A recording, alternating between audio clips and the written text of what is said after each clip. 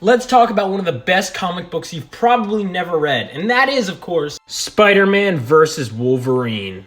So this comic is brought to you by Christopher Priest, who was then known as James C. Owsley. See, this comic came out in the 1980s, arguably the greatest decade in comic book history. A time when Wolverine had a mysterious past that you knew nothing about, so every time you got a new bit of information about the character, it was in a story like this, and it was always great. It's not a typical versus story, it's more of like a spy noir story. It's very atmospheric, it's beautifully written.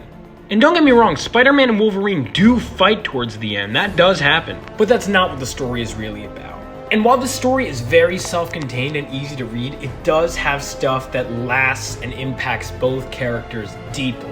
And holy shit does this story get dark. So check this story out, I cannot recommend it highly enough.